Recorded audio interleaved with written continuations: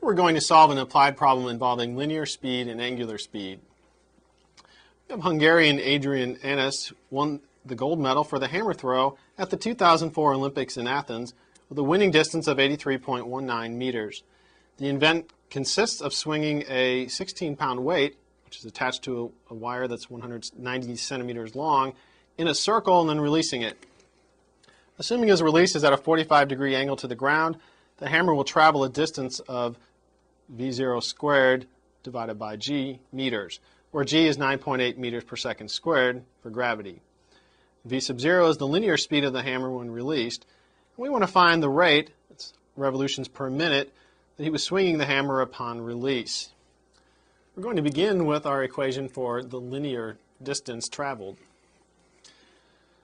We have that the distance traveled s is equal to the initial velocity squared divided by g. G is gravity. We know that the distance traveled is going to be 83.19 meters. That's equal to v sub 0 squared over 9.8 meters per second squared. If we solve this for v sub 0 squared, we'll get v sub 0 squared is equal to 815.262 meters squared per second squared. Now we need to take the square root of that, so we'll get that v sub 0, the velocity, is equal to 28.553 meters per second. The velocity of this linear speed is related to the angular speed through the formula v is equal to r times omega. We know the velocity v. We also know that the radius is 190 centimeters.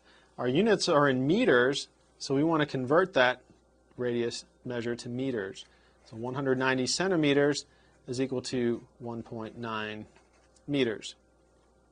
We can plug that into our equation. V is going to be 28.553 meters per second.